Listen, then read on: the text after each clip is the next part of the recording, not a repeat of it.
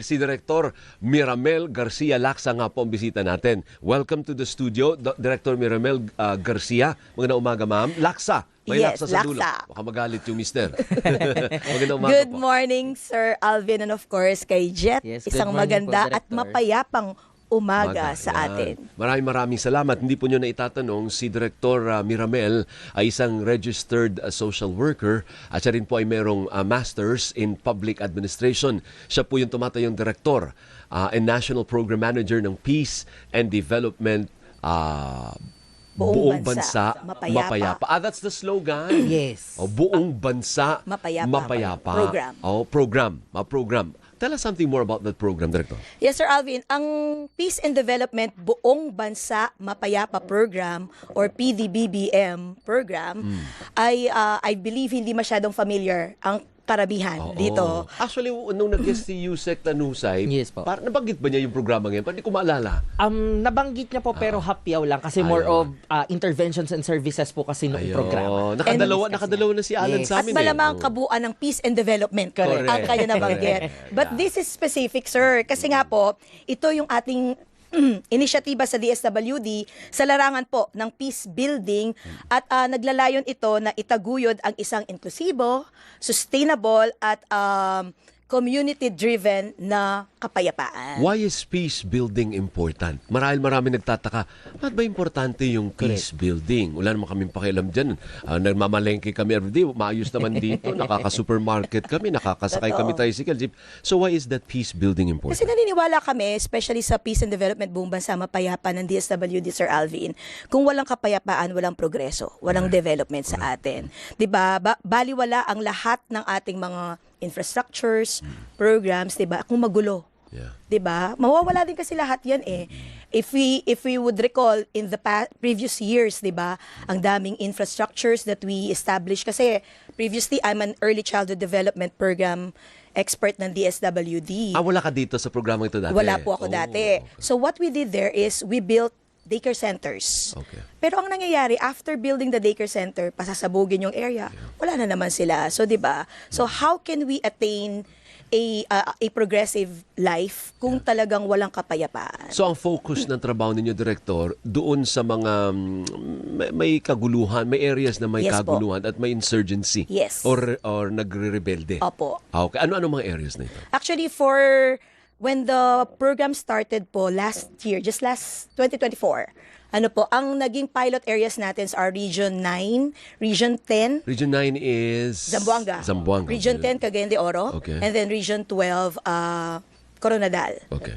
So, yun po yung pilot areas natin for reason that ito yung may malaking concentration na tinatawag nating MILF, decommissioned combatants. Ayun. Yeah, tama. So, pero hindi naman ang programa, hindi siya limitado sa MILF combatants, ano? Hindi po. Pwede din siya sa mga rebel returnee na galing sa New People's Army, for Yes. instance. Yes. Oo. Nasaan bang hotbed ngayon ng insurgency problem sa Pilipinas? When I was growing up, kami sa Negros, alam ni Alan yan, Yes. hotbed kami. I suppose hindi na siguro kami hotbed ngayon. Although meron pa ring resistance doon, pero hindi na kasinlala nung panahon namin ni Alan nung lumalaki kami.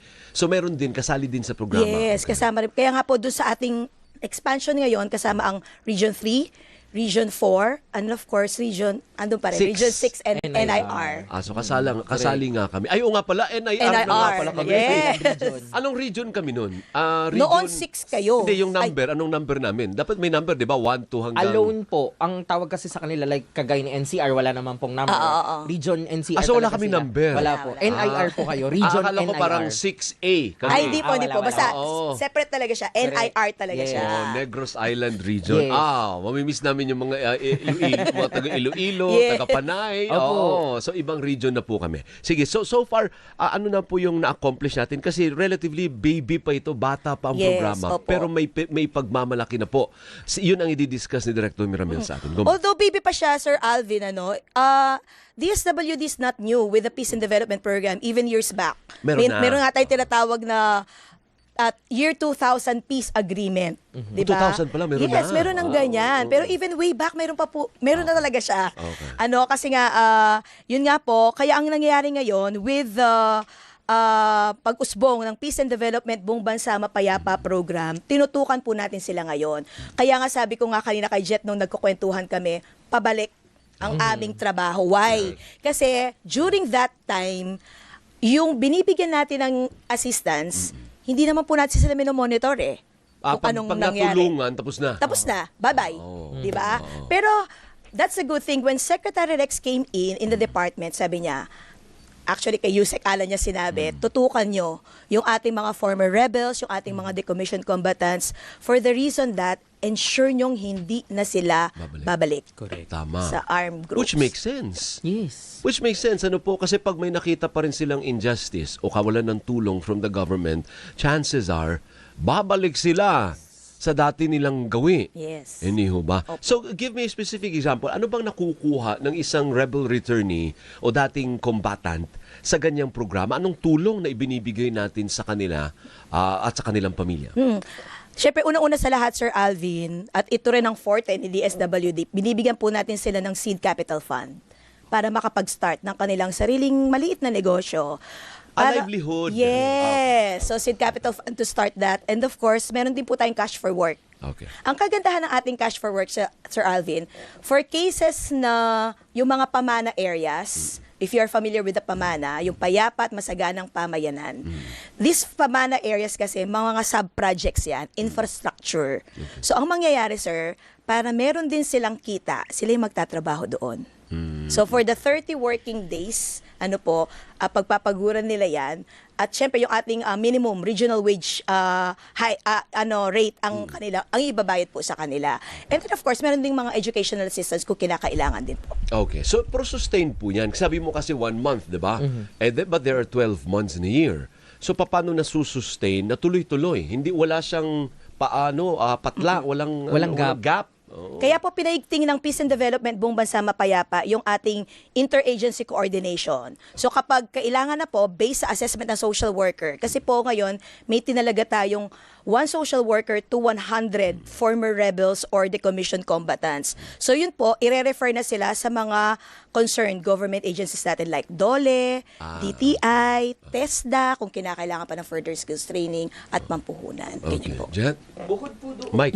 po doon, Director, sa mga assistance na nabibigay natin, binibigyan din po ba natin sila ng mga seminars, training, relative po doon sa peace and development po? Yes, meron po tayong tinatawag na peace education sa ating mga, although we have yet to start this one, pero nakita po kasi siya ng DSWD na napakahalagang component na dapat, alam niyo po, yung sa kanilang kamalayan, talagang ma-internalize nila yung peace. Yung behavior change na dapat talaga kinakailangan yung kapayapaan para talagang masustain lahat ng efforts na binibigay ng gobyerno. So yun po, isa yon. And of course, may mga financial literacy rin para nang sa ganun, matutunan din nila kung paano din nila i-manage yung mga seed capital fund na binigay sa kanila. Director, nag-graduate ba dyan? Parang kagaya sa 4Ps, diba? At a certain point, talagang kailangan ka nang bumitaw, kailangan ka nang graduate. Lalo na kung wala ka ng mga anak dahil nakatali yun sa education, hindi ho ba? Sa ganitong programa, nag-graduate din sila. Soon. Oh, Kasi po, so wala pang graduate. wala pa po kasi nag-start pa nga lang. And then, gagamitan din po sila nung ginagamit din na assessment tool sa 4Ps, which is the SWIDI tool, the Social Welfare Development Indicator, na kung saan matitignan po natin doon kung sila ba ay self-sustaining na. Ayun. Kasi mahirap pakawalan na hindi kaya. Correct. Babalik at babalik siya, mahuhulog ulit siya sa the same situation that he was before the government help. Ano po? Ilan na so far ang natulungan natin? May count ba kayo dyan? Meron po kami, sir. Out of the 32,315 na targets po natin, meron na po tayo dyan na case managed na 27,589, of which majority of them, 25,759 are MILF decommissioned combatants. Ilan ka mo? Ilan? 25,759. Oh, okay. Tapos the rest? The rest are, yun nga po, si PPNPA, tapos yung, alam mo yung dating Alex Bungkayo Brigade Breakaway Groups na kapatiran, which are in NIR and Region 6. Yun po. At yung mga, disband private armed groups, kasali rin po sila sa ating mga You also natulungan. go to the ground. Pinupuntahan mo ba yung mga areas Yes na po. yan? Mas gusto kong makuha yung yung human, yung interaction Yes. sa Approach. mga recipients. Kasi yung papel, yung hawak mo, these are figures. Ano? Yes. Pero sa likod niyan, may emotion dyan eh. Yes. May puso dyan eh sa mga figures Totoo na po. yan. Ano po? Anong na-feel mo? Anong naramdaman mo when you talk to them? Anong feedback nila na may gobyerno naman pala, Correct. hindi mo kailangan mag-rebelde, Yun may po. gobyerno Nag-i-exist pala sila. tutulong. Actually, yung experience ko sa mismong Sultan Kudarat, nakakalungkot lang, sir, kasi most of them are very old. Very old na po.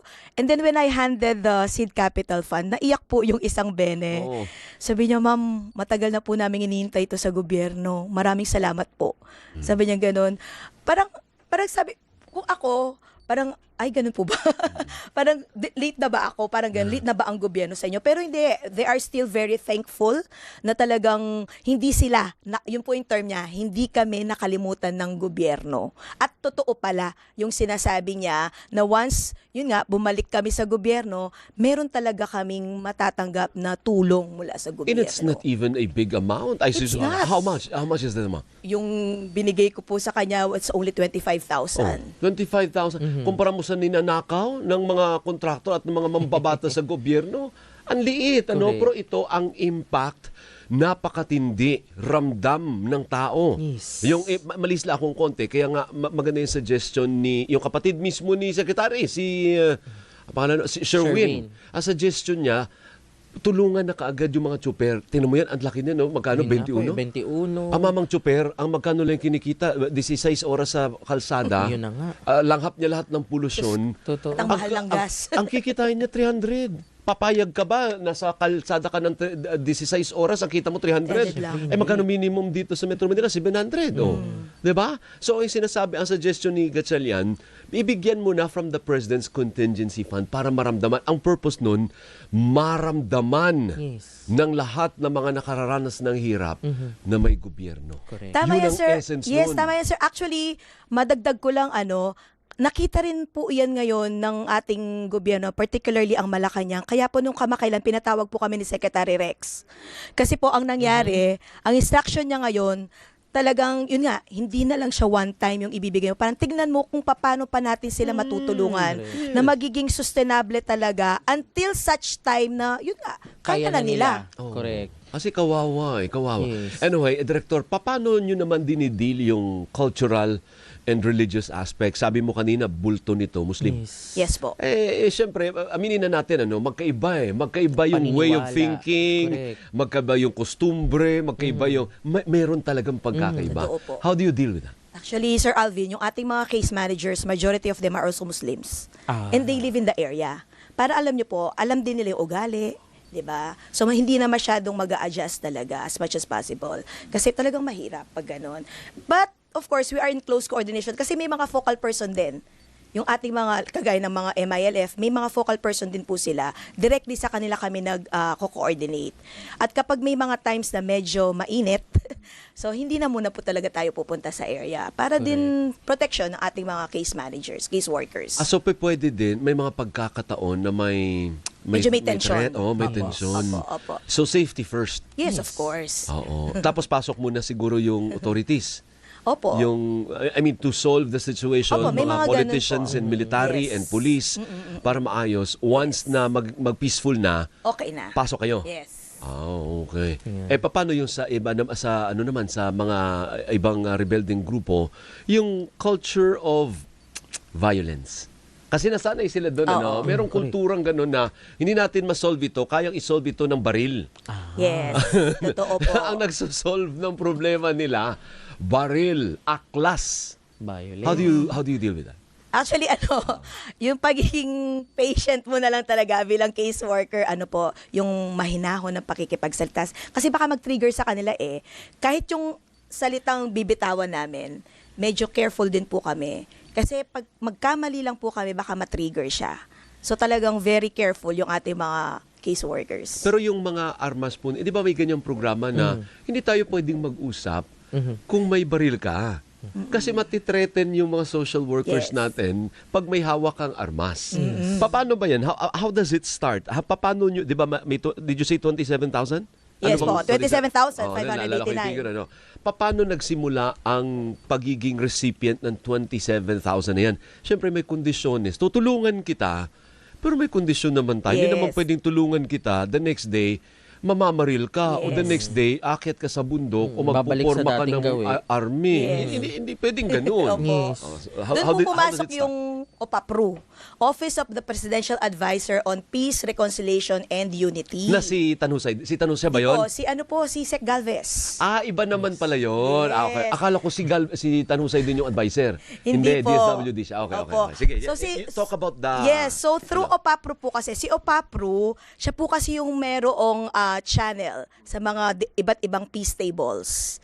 Sila yung directly nakikipag-usap. So they set the rules Okay. dito sa ating engagement. Kapag okay na po yan, yun, ito-turn over na kay DSWD. Sino-sino itong mga tong bibigyan natin ng assistance. So ibig sabihin po, pag humarap sa DSWD, wala na yung, ano na yan? Planchado na yung usapan. Nasala na yan. Opo, opo. Most probably, or certainly, nag-surrender na yan. Opo. Ng armas. Yes, kasi sir. may armas sila, ma'am eh. Mahirap pag may armas. Mahirap mag-usap pag may armas. Opo. May iba pang kultura na parang normal sa kanila kahit mga bata, mga teenager, may armas eh. In those areas. Ano po? So pag lumapit po sa DSWD, malinis na yan. Wala Malinis, nang correct. wala na Opo. pong armas. Wala nang Opo. bit-bit. Wala na. Okay. So ano naman, so nabigyan na po sila ng livelihood. Opo. Tell us something more about the condition. Ano ang responsibilidad nila? Ano ang responsibilidad ng DSWD? Yun, kasi meron po tayong tinatawag na social preparation stage before maibigay yung Seed Capital Fund. Doon po sa social preparation stage na yon, kailangan attenan po nila yung mga seminars. 'Di ba? Mandatory. Yes. Hindi pwedeng... Hindi pwede. May Mandatory. checking of attendance yan, sir. Okay. So kapag hindi mo inatenan yan, medyo alanganin ka dyan. Kasi, sayang naman kasi yung puhunan kung hindi ka naman handa. Di po ba? So kailangan ka namin ihanda. Yes. Sige, tuloy mo. Yun po. So, social preparation stage. At yun nga po, yung incoming nating intervention, another conditionality somehow, ay yung attendance nila to peace education sessions. So para din siyang, in a sense, 4-piece na pag Conditional. hindi mo yan pinag-aral, yung anak mo, mawawala yung Opo, benepisyo. correct. Sorry. Yes. Magpapaalaman tayo pag hindi mo pinag-aral yung Yes. bata kasi kondisyon siya. Yes. Okay. So ano bang proyekto ang pwede nilang negosyo? Kasi may negosyo sila, di ba? Sabi mo Opo. seed capital. Ano yun? Yung example mo dyan? Yung maganda po, sir, isang, sabi ko nga, Agriculture ba lahat? O pwede namang... Hindi, Sige, sir. go ahead. Maraming hindi rin. Yung maganda, sir, isang ina-highlight talaga namin, yung tinatawag na bagsakan. Bagsakan ng... ng mga produkto nila, yung parang sa Balintawak, na bagsakan ng mga products, Agriculture pa rin. products. Opo. Agriculture pa rin. Pero that is in the area ng Mimaropa, Okay. in Mindoro. Okay. Ito particularly mga IPs na dating rebelde po. Kasi nga, ang nangyari, binabarat yung kanilang mga products pag binaba. Yung IPs ba? Meron ding rebel group Opo, merong mga ganun. na NPA? Although O sila ibang po, grupo yun? Hindi po, iba sila. Pero most likely, sila ay kinakategorize po na conflict vulnerable and conflict affected areas. Okay. Ganyan po kalawak yung ating Peace and Development Program. Not necessarily former rebels or former members of non-state armed groups, including communities na most likely vulnerable or affected ng armed conflict. Okay. I-reach out din natin sila. So yun po, kagaya nun, para mas matulungan sila na mas kumita sila, nagkaroon na sila ngayon ng bagsakan nila na kung saan nagiging fair yung prices ng kanilang mga commodities. Ano po? Another one, in Mindanao po, yung mobile coffee shop. May mobile. Yes, from one mobile coffee Ano, shop. truck? Opo. Oh. Para siyang, basta maliit lang, Van? yung malaking truck. Van, parang Maliit van. yung minivan, parang minivan siya.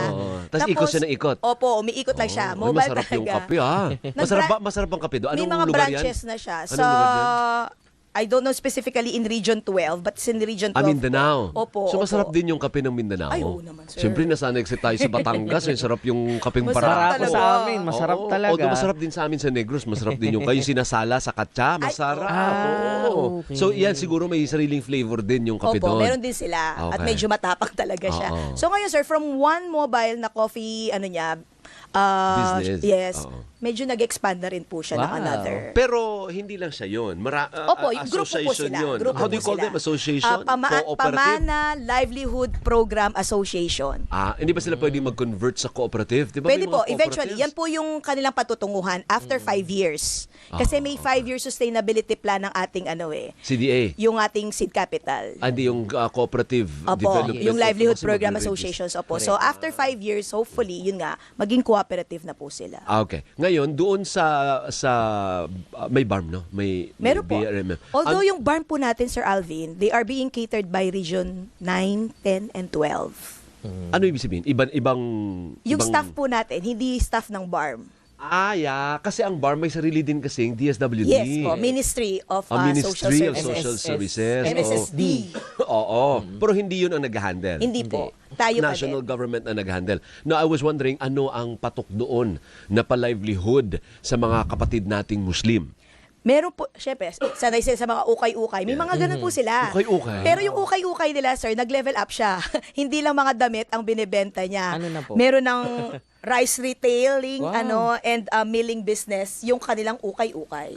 Nag-expand siya. Naging 3-in-1 Oo. Meron din, sir, na grupo naman na gasolinahan, yung local na gasolinahan. Fuel naman. Opo, yung Oo. kanilang livelihood. Okay. So, yung fuel, parang hinahango nila. Yes. In essence, tinuturuan po sila na maging negosyante. Yes. Maging sustainable business entity. Opo. Tapos yung kita, paano pala yung kita? Hindi ba yung mga Muslim parang may paniniwala na bawal yung kita? Di ba may ganyan? Saan ko ba nakuha yun? Kasi may Islamic bank ako naalala dati na parang bawal yung tubo. May ganun silang, I don't know, correct me if I'm wrong, Opo. Director, hindi ko alam yun. Kayo ang nasa field. Alam ko lang, sir, bawal sila sa savings. Di ba hindi sila gumagamit ng Yung bangko? Pero sa kita naman, wala namang problema. Kasi revolving fund naman po kasi siya di ba? Para Okay. mag-expand yung Paano kanilang po yung mga pinaghahati-hatian, Director? Actually, most of them, hindi pa. Kasi nag-start pa lang sila nag-start pa halos lang sila, wala pa silang kita. Wala pa silang gano'n. So, revolving fund pa rin siya. Paano po yung daily needs nila? Yung daily needs sila, actually, kumisan, May seed Oo. capital sila. Okay, so Oo. pwede na doon. pwede na doon. May revolving fund na sila kumbaga. Correct. Oo. Pero yung kita na pwedeng paghati-hatian, Pwede too na. early Pwede pa. na, oo. Or kailangan iikot muna. Iikot muna po. Kasi baka masyado pang maliit. So far, kasi masyado pang ang maaga. Yes po. Pero meron, kumusta naman yung success rate? I'm pretty sure, hindi naman, we are not living in a perfect world. Yes, opo meron naman. po dyan na sa unang try, hindi magsasucceed. Wala pa. O kumusta yung ganyan na? Meron. Meron naman talaga, sir, na parang first year pa lang nila, medyo hindi na rin sila nagtagumpay. O, di Pero try again. aalalayan pa rin po natin sila, syempre. Oo. Syempre, titignan din natin ano naging challenge, bakit hindi nagtagumpay. Oo. And then from there, edi gawin natin siya ulit. Hindi ibig sabihin, ano ang pwede mong ma-share sa public na success story? I mean, so far, mukhang 2 years pa lang naman, pero mukhang okay ito, yung programang ito. Opo. Yun. Kami po talaga, Sir Alvin, yung hina-highlight namin talaga, yung sa Mimaropa, yung sa Occidental Mindoro. Yung sa mamang yan? Opo, sa mga mangyan. Kasi talagang, alam niyo, kung maririnig mo yung mga pasasalamat nila sa DSWD sa gobyerno, kasi talagang malaking bagay daw po talaga yun sa kanila.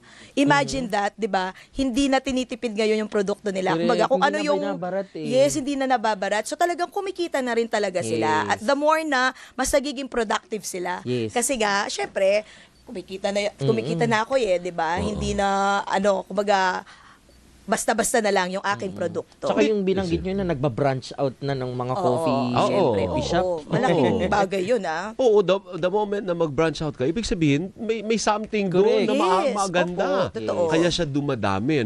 Na-curious ako, may babae bang beneficiaries? Meron po. Actually, yung dun po sa mangyan, karamihan babae.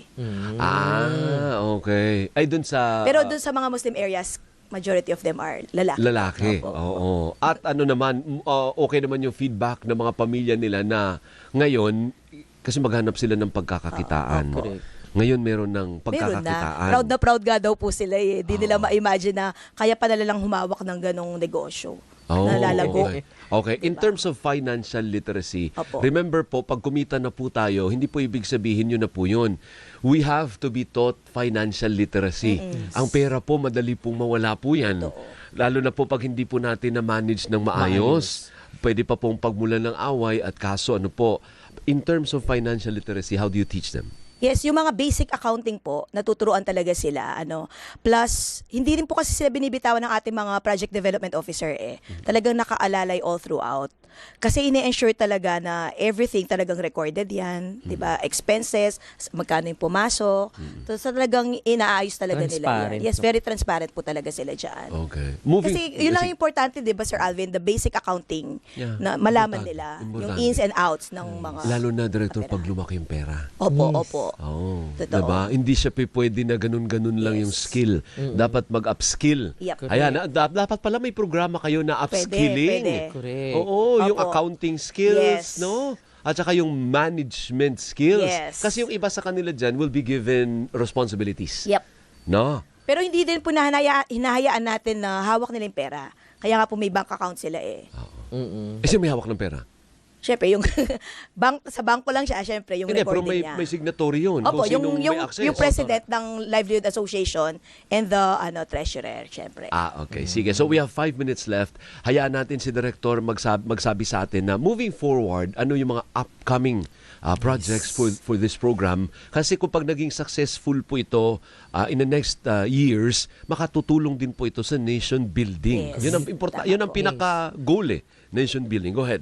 Yes, at I'm very excited to share that, Sir Alvin. Kasi po, ang ating Secretary Rex Gatchalian, kamakailan lang, pinag-utos niya na kung makikita po natin, I don't know kung nabanggit na po, or you're familiar with the database sa DSWD na pansamantalaan. Ay, hindi pa. Ano ibig sabihin? Kasi di ba wala tayong listahanan? So, pansamantalaan. Ano ibig sabihin nun? Pansamantalang talaan ng mga benepisyaryo natin. Okay, pinagdugtong. So, opo, so lahat po ng programa ng DSWD, lahat ng benepisyaryo nila nandoon sa pansamantalaan. So ngayon, ang instruction niya, pag nakita natin sa pansamantalaan, kasi may data cross-matching po yan. So nakita natin na eligible itong ating mga former members of non-state armed groups. Ang sabi po ni Secretary Rex, isama na yan sa 4Ps.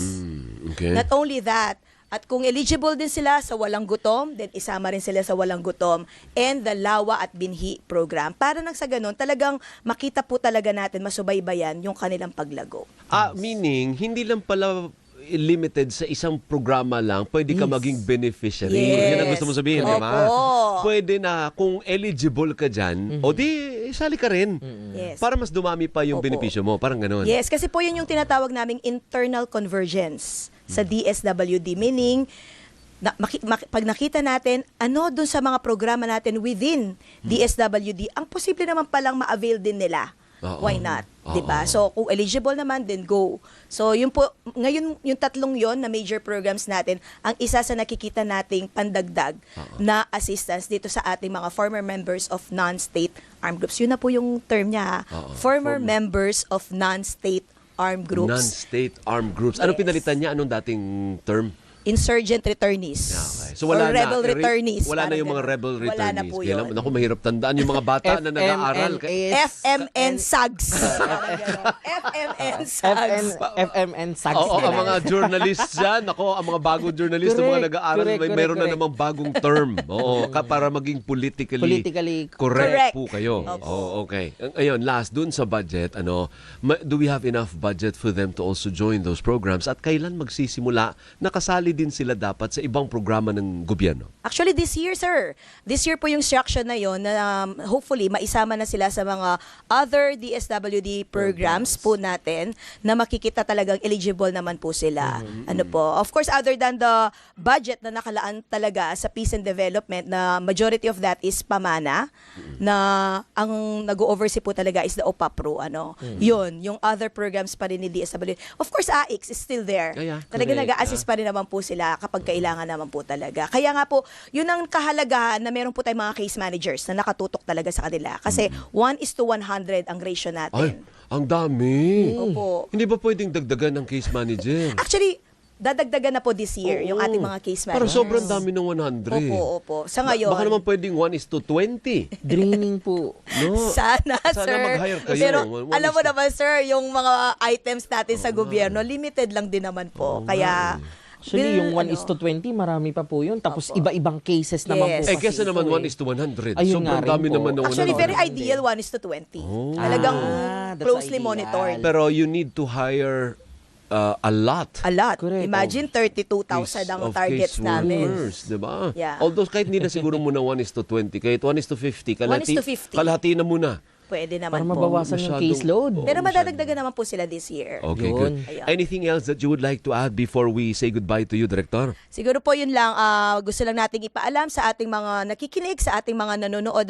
Alam naman po naman natin ng DSWD na talagang hanggat maaari lahat ng mga nasa laylayan, yung mga vulnerable, marginalized groups ay atin po talagang natutulungan. At isa nga po, itong Peace and Development Buong Bansa Mapayapa Program na naglalayon talagang matulungan yung ating mga former members of non-state armed groups, including MILF decommissioned combatants at upcoming na po yung MNLF natin na matutulungan din natin this year, starting this year po. So talagang i-ensure po kasi natin na talagang inclusive yung ating programa, yung ating intervention sa lahat po ng mga nangangailangan. Thank you very much for coming over. Appreciate it. Maraming Yes, salamat. maraming Extend my salamat regards po. to Undersecretary Alan Yes Tanhusay. Maraming Thank you, salamat si Director Director Miramel Garcia Laksa, ang Director po, National Program Manager ng Peace and Development Buong Bansa Mapayapa Program.